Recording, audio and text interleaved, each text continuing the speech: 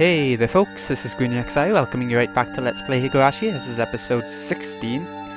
In last episode we finished off chapter 8 and found out that Venna was stalking us and she knew about the detective and murders and all this sort of stuff. And it's only going to get worse from here on, as in better for us as a gamer, but worse for Keiichi.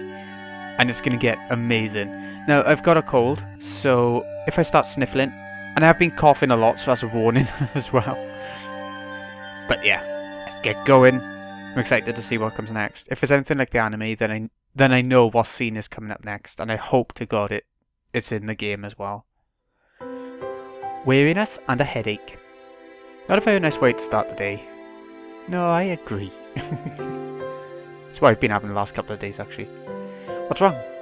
Keiichi, you don't look so well. When did you go to sleep? It seemed that my mom had noticed my sullen state. Shush phone. Yesterday, I kept on waking up in the middle of the night. That's to be expected when you're being stalked. Without a doubt, I felt the presence. I felt the presence of someone standing in front of my door. I told myself repeatedly that it was my imagination and forced myself to try and sleep. Except, not being able to stand it, I gathered up my courage and opened the door. Of course there wasn't anyone there. It's like the boogeyman when you're really little. I think I did this 3 times throughout the night. Or maybe I just didn't remember doing it any more than that. Even though I was able to get to the breakfast table without incident, I still didn't feel at ease.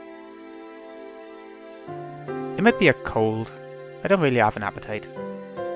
My, you do seem a little warm. Well, stress can do that, can't it?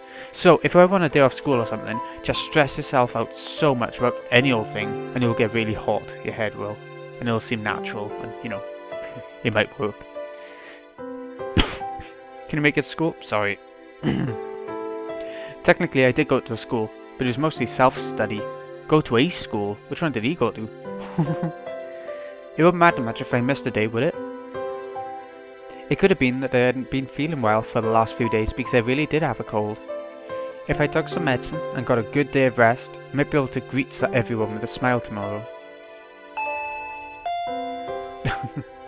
Startled, I looked back and forth between the entrance and the clock. It was 10 minutes later than when I usually met up with Renna. It was Renna. Renna-chan came to get you. What are you going to do? You're going to take the day off? Renna was a good girl. She might be somewhat quirky, but she was certainly cute. The lunches she made were delicious and she always looked out for me. Well, okay, we know all this. Why should I be so scared of something like that? We know why. It wasn't Renna's fault. It was probably mine. It had to have been my cold. It just had to be. I'll rest. Sorry. Then I'll go send her off for you. Mom headed off to the door. I would have to pass by the entrance to get back to my room. I didn't have the nerve to meet with Renna, so I wrapped myself in a blanket on the sofa and closed my eyes. The best days are sick days. I'm so gutted I had to go to work on what could have been a sick day so easily this week because one of my workmates were on holidays. I was gutted. I was so sleep deprived, I quickly fell into a deep slumber.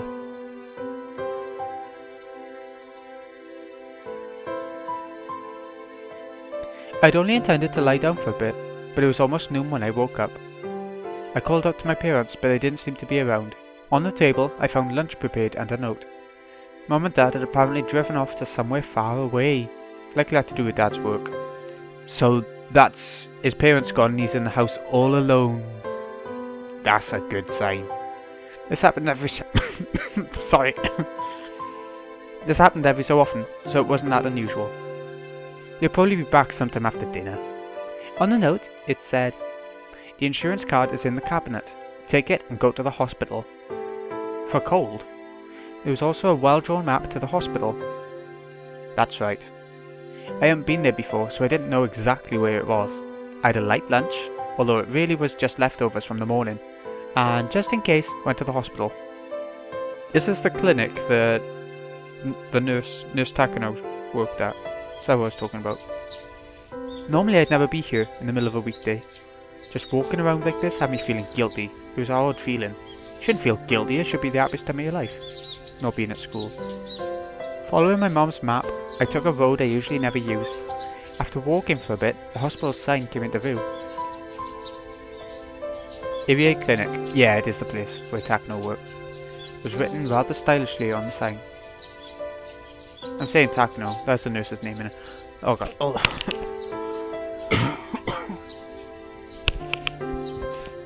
Okay. The clinic wasn't very big, but based on the scale of the rest of Hinamazawa, it was far too grand. There was a parking lot and even a reserved spot for buses. They must be making a mint. Yeah, they must be. To have such a nice place. I spaced out in the air-conditioned waiting room until it was my turn to be seen. Aibara-san, please make your way to the examination room. We're getting to see a whole new setting in this episode, and that's really nice.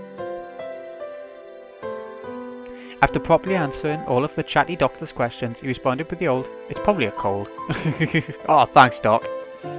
They gave me a shot and 3 days worth of medicine. You never get a shot round here. I thought it was a little overboard, but if it would clear away the gloomy feeling I'd been having lately, then it was worth it. No, you never get a shot round here, unless it's, you know, like a annual shot sort of thing. A jab, flu jab or something.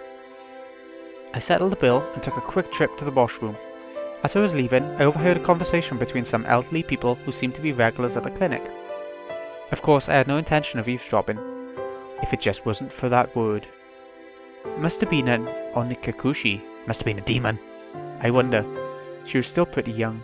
Might have just eloped. With whom? The man from Tokyo who visits every season. No, he's dead! He's dead, woman! That young one with that big camera. Didn't you know they were getting along pretty well? Well, they were. Were they talking about Tomataki-san? I could feel my ears perking up. I don't know about that, but you have to make preparations before you elope. Maybe they did. Leave a note or quit their job or something. No, if you're eloping, then you wouldn't quit your job, would you? That would make everyone know that you're going. It's an elopement because they didn't leave a note or message. Exactly! See, one of them's got a bit of common sense. The thought that I'll never see that young nurse's face again makes me rather sad. Takano-san's an upstanding young woman. Takano-san. Okay. Should be fine wherever she goes.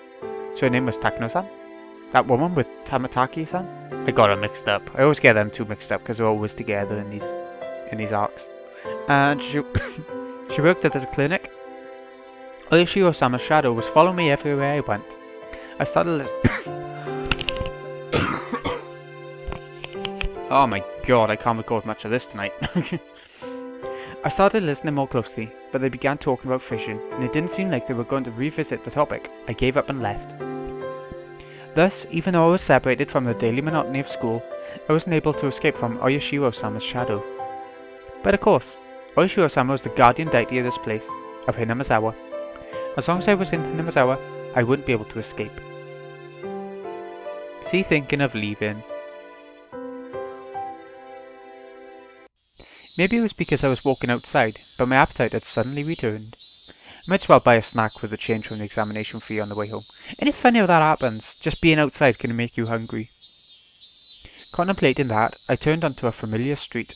You know, if I grew up in a city, I would be someone who was always in a cafe or something because I love going to those sorts of places when they're nearby, but there is a local cafe here, but it's sort of voluntary run and it is not open all the time. At that moment, I heard a car horn abruptly honk behind me. Was I really walking so far into the middle of the road where I'd be in a car's way? I moved farther off to the side, but the horn was still honking at me. I turned round, peeved. Oh, hello, you. My bar-san. Good day to you. It was Ooishi-san. He stepped out of his car, AC on full blast, and waved at me. What's up today? School on break? Nah, I got a cold. Just not feeling well, so I took the day off. I was about to buy lunch and head back home. That's great. I'm just about to get lunch myself. Would you mind going together? Ah, if you're not feeling up for it, then don't mind me. I was just going to lie down after going home anyway. I didn't really have a cold. I doubt you'd want to eat at one of these local places. Let's go into town. It's a bit of a drive, is that alright? I know a pretty good place. I'd finally begun to understand Ooishi-san's roundabout way of saying things. He probably wanted to talk to me about stuff that would be difficult to discuss while in Hinamazawa. He probably does want to talk to you about stuff. I went with Ooishi-san riding in his frigid car off to his pedo palace. It was almost as if the bright sunlight outside was a lie. I'm sorry about calling you so late last night. Did your parents get angry at you? No. Something else happened though. I recalled Renna, who had been listening to the phone conversation all that time, separated from me by just the door. Even now, in the brightness of the sunlight, the thought still creeped me out. With a big bump that jolted the car, the road connected to the city changed from dirt to pavement. My head swiveled back with a sudden realization. That's right. This was where Tomitaki-san died. They've hit snag on the investigation regarding Tomitaki-san. Ooishi-san spoke while peering at me from the corner of his eye. They believed it was caused by... hallucinogens. Oh, I don't know. I messed that up. Given how he was clawing out his own throat. In other words, he was hallucinating. I know that, but I can't say that word. But a drug that could cause that to happen so suddenly is extremely hard to come by, so somebody drugged him with it. Bear in mind, of course, the autopsy was done with that premise in mind, but we didn't find any leads. You know that thing you see in comics all the time? Where there's a drug that, if you put it in them, it doesn't leave any traces? It exists. Oh, don't you do that to me, game. Sacchinal call. If it's Italian, sacchinal call. I don't know. Something or other. It's pretty common. But you see, it doesn't seem to be any kind of drug that would cause Tomitaki-san to react like that. Then you're saying the police concluded Tomitaki-san just died from the curse? Couldn't help but feel the police were worthless. I just wanted the idea of a curse to be disassociated from Tomitaki-san's mysterious death. Unfortunately, that's how it looks right now. But putting aside the cause of death, without a doubt he was surrounded by a group of people and had taken a beating before he died. That was no curse, but an incident that unquestionably involved other humans. I may be a bit relieved. We passed in front of the rather desolate, but still busier than Hinamazawa, train station. The car pulled into a restaurant parking lot and I followed Ooishi-san into the shop. Time for a nice meal. I wonder who that person is today. That's quite random. It was pretty crowded, but there were only adults at this hour. Of course there won't be children in here in the middle of a weekday. True. 2 please, not smoking. This way please. When you're ready to order, please call me over. We were led by a peculiarly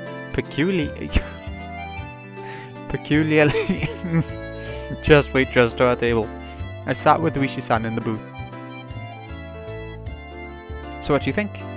Aren't the waitresses' outfits here cute? Huh? Well, I guess. This shop is always quite busy. It's more about the waitresses than the food, you see. Oh, Ooishi, you big perv. Uh-huh. Ooishi-san, you're leering. Hmm? Am I really? You're leering like a ghastly. That's what you're doing.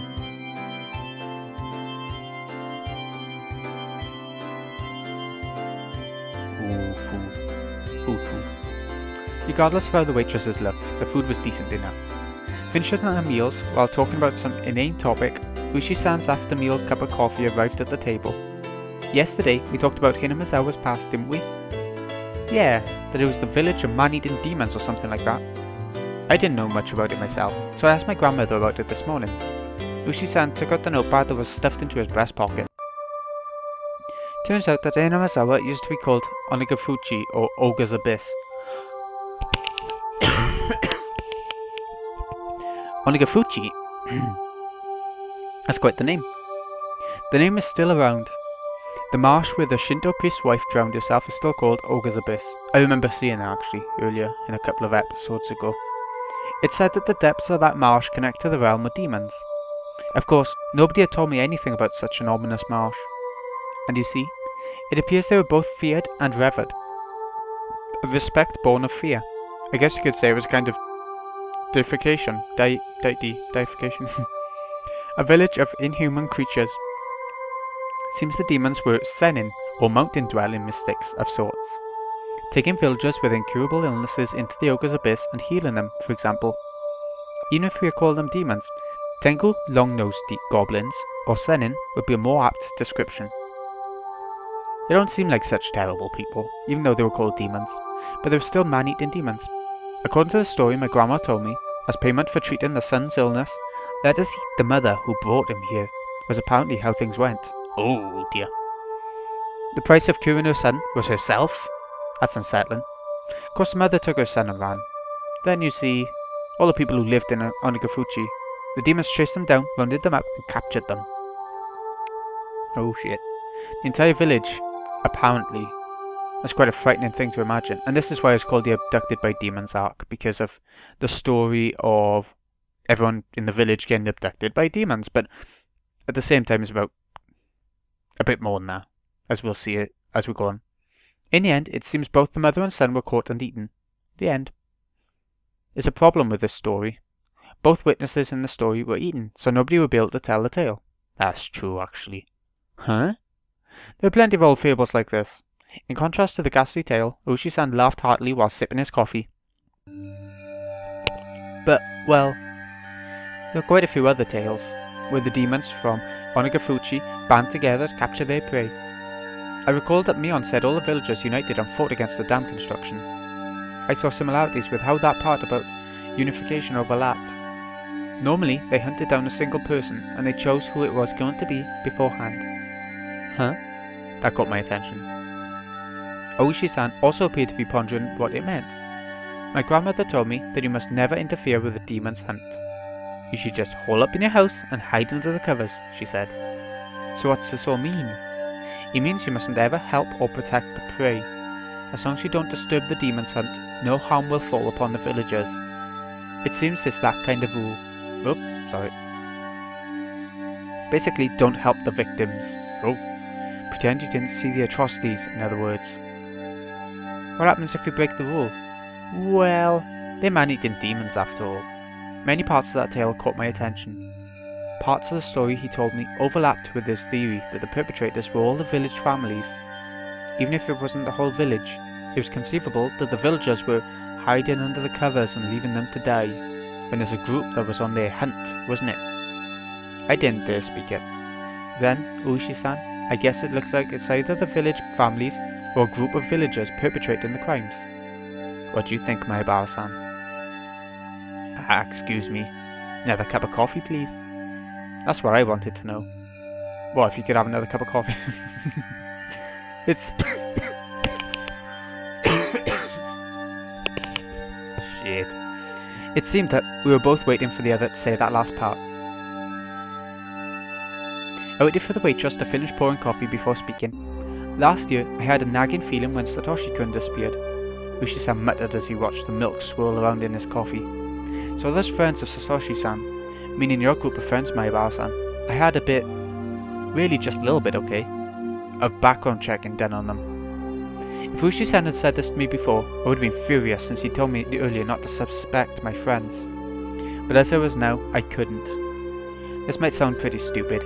Maibara-san, if you feel that it's stupid, please say so. I'll just stop. Ooishi-san was wearing the most serious expression I'd ever seen from him. It was as if he was telling me to prepare myself and listen. There were quite a few things I regretted hearing from Ooishi-san, but none of them were as threatening as this. A little voice inside me was screaming like an alarm. Stop, Keiichi. This was probably the last one. I took a deep breath and silenced that voice. I would not run from the truth. Please. That was all I could utter. Ooishi-san stared into my eyes silently for a few moments. After he was certain I was ready, he began. The victim of the incident in the first year was the overseer. A few weeks prior, he had an altercation with Mion Sonozaki-san. Multiple altercations. Ooishi-san has said before that Mion had defied the dam project vehemently. What the hell? What sort of words are they using in this game? Vehemently. No idea what that means, but I'm guessing it means like viciously or, you know, violently. Well, it wasn't hard to imagine how she'd be if she got worked up. In the second year, the married couple who supported the project died in that accident, right? They had a daughter. Her name is Satoko. Yeah, so Satoko is their daughter. I'm just repeating it now. Huh? Satoko, meaning Satoko? Yes, Satoko. Ooishi-san's look told me that my voice was too loud. I realised it as well, and quickly quieted down. The Shinto priest and his wife who died in the third year, you see. Their daughter is Rika Furuta-chan, so Rika's parents died in the third year. Rika-chan was the housewife who died in the fourth year. You know already, don't you? It was the step-aunt of Satoko. So in the fourth year, it was the step-aunt of Sadako. She was in her aunt and uncle's custody, as she had lost both her parents in the accident. She lived in the victim's house. I could tell my lips were getting dry. I didn't even have the wits to keep my mouth from hanging agape. I thought it was nothing but a bizarre incident, one that I could easily distance myself from. But, clicking and clacking, it had snuck all the way to my feet. The one who disappeared the 4th year, by the way, he was Sadako-san's older brother. Just a second. It took everything I had to finally say that. I gulped down a glass of water and once again wiped my face with a napkin. Calm down, Keiichi. But Ooishi-san was relentless. Instead of waiting for me to finish sorting out my feelings, he started speaking again. The last of things I shouldn't have heard. All of the victims seem to be connected to your group of friends. Ooh, that has to be just a coincidence. My Bao-san, keep it down. Everyone's looking. Mion, Sadako, Vika? So what if they're connected? You're telling me all my friends? It couldn't be, it just couldn't be. Oh, Rena's different, isn't she? Rena isn't connected with the victims at all. Rena Ryugu was living in the suburb of Ibaraki Prefecture up until last year. Well, it's true she hadn't directly met any of the victims, he said in a roundabout way. Is he saying she's also connected?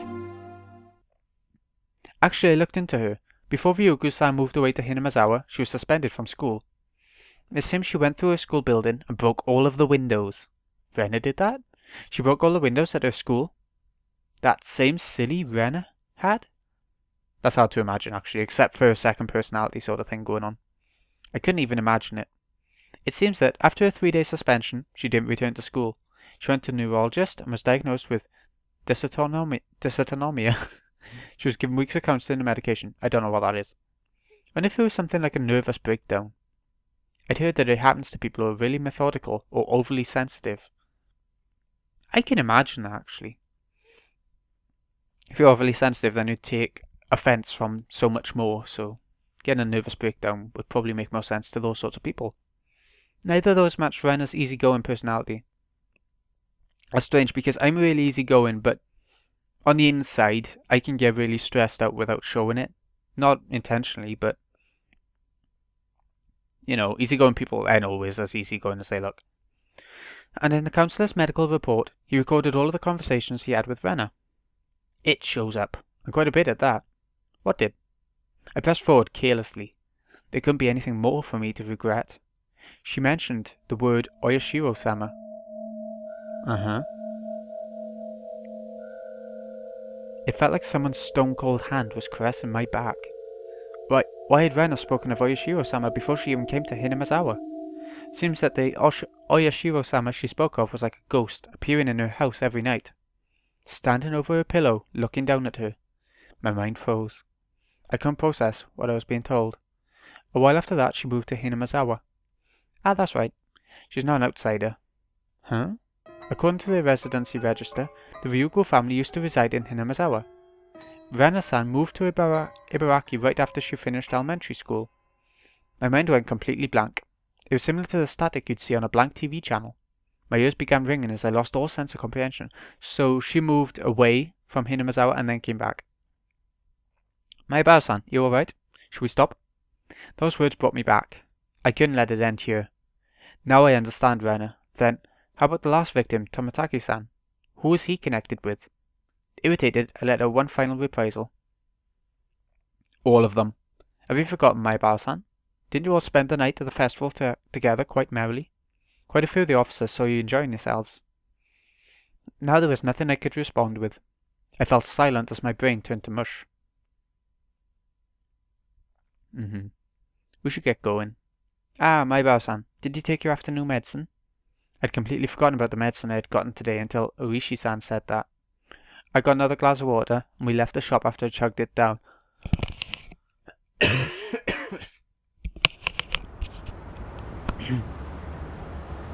We got in the car, returned to Hinamazawa via the rough road. I never really paid attention when I was on my bike, but did cars normally shake this much? It was almost as if the road was desperately trying to tell me something.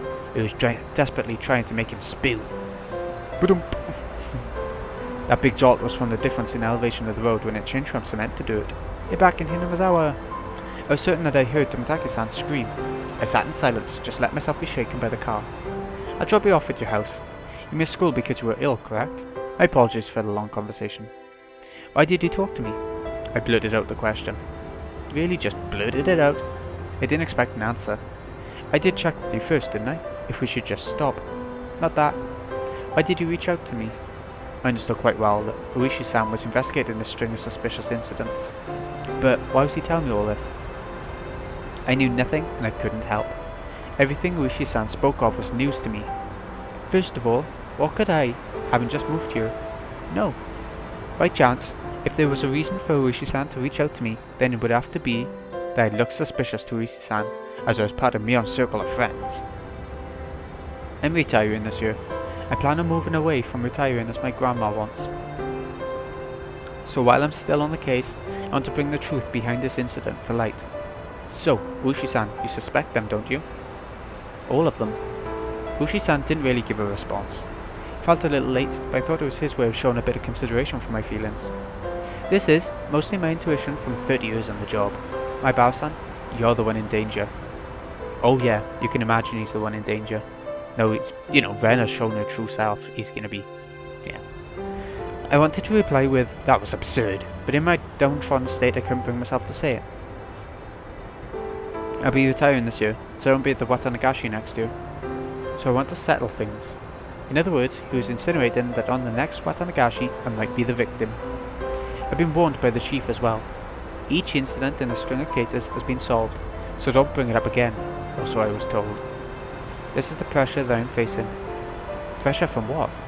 Someone in Hinamizawa. We've arrived. Is this fine? Yeah, so he's not supposed to be investigating these murders. They all think it's just coincidence and stuff now. After some time, the car finally reached the path to my house. The clock read 2 PM. I was surprised so little time had passed since we ate. It was hot outside the car. The chirping of the Higurashi hurt my ears. I don't mind if you just forgot everything I told you today. But I'm still gonna keep investigating. I'll end Oyashiro-sama's curse this year. So you're saying I should contact you if anything happens? It's fine.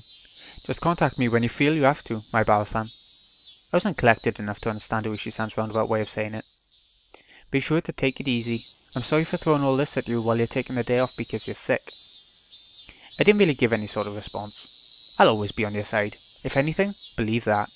I'll be off now. Goodbye, sir. The tires crunched over the dirt road as the car made a U-turn and disappeared into a cloud of kicked-up dust. It felt like I was watching a boat, only throwing me a lifesaver in shark-infested waters before disappearing into the distance. Ooh. That was the first time I thought Ooishi-san was being unfair. Telling me I was going to be the next victim, and just saying to contact him if anything happened. He's going to be dead, what are you talking about? If he's the next victim, he's not going to be able to contact him. This wasn't a criminal investigation. He was fishing, and I was just the bait dangling off the line. Would the fish be the perpetrator? Or is it really just Oyashiro-sama's curse? Either way, the bait will be swallowed whole. Damn it, I don't want to die. For some time, I could do nothing but stare at the puddle of water left behind by the AC from the car. Oh, okay. That was quite an interesting one. Finding out that all our friends are connected to all the murders. In terms of relatives and stuff. Is there any more to this chapter? Yeah, there is. So, I'm going to cut it off here because, well, I feel like I'm starting to feel like crap again. So, this has been Greeny XI. Hope you've enjoyed. I'll see you again next time when we finish off chapter 9. Save it over. And one big scene is coming now because Kaiichi's parents are away. His friends are going to come over to his house and play. Or at least one of them, you know. If it's the scene I'm thinking of. So, I'll see you again in a bit, folks.